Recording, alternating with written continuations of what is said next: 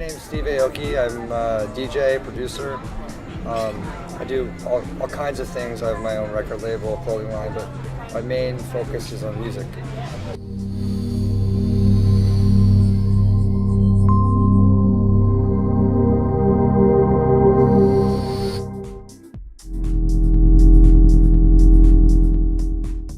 How do I start my day? Well, my days are very different from when I'm home in LA to when I'm on the road. When I'm on the road,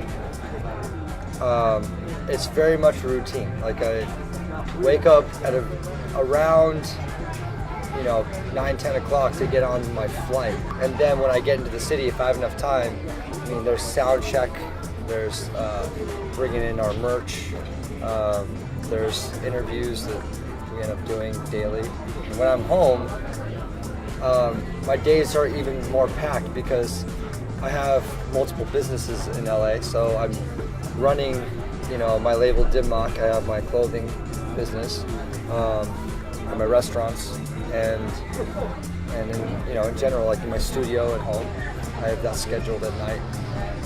And I also actually have a personal life.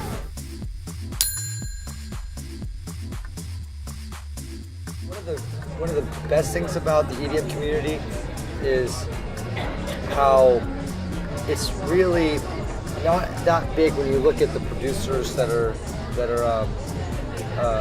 changing the game and changing the sound of what is EDM. And also within that small community, we're all friendly with each other.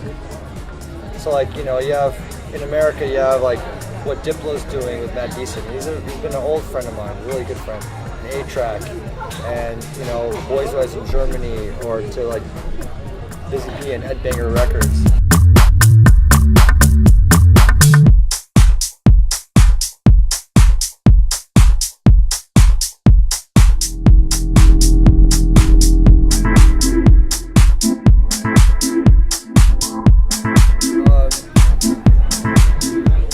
One of my favorite genres of music outside of EDM world I'd have to go back to my roots, which is hardcore.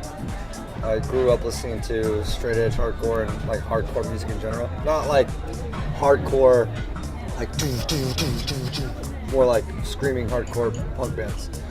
The covers were really important. It wasn't just about the records, it was about like collecting these records. They're literally art pieces.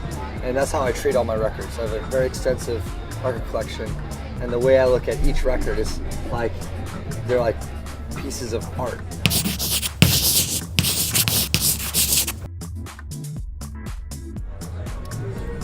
If music didn't hijack my life when I was a tween, which it did, because it took me and it took over my entire life. And from that point on, since I was 13 years old, and I got introduced into the hardcore scene, where music became everything to me. Everything I did was about music. If that didn't happen, and with my headspace and what I'm interested in right now, I would want to be a scientist. I'm fascinated with the future, and when I hear ideas of what the future can be, I want it to happen right now.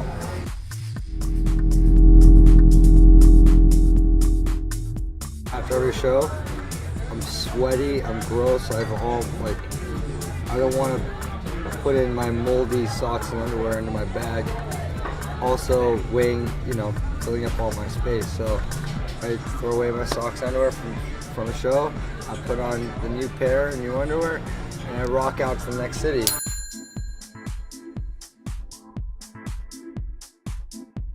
Some of my favorite clubs are,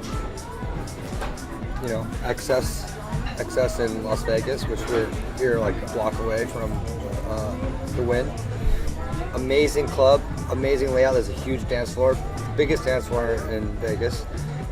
The energy that I get off the people is what drives my sets. It makes my sets that much better. So the dance floor is so important to me, which leads me to venues. Venues are entirely about the dance floor, where the whole floor is not necessarily about tables and a nightclub experience. It's about you going there to just watch a performance and dance.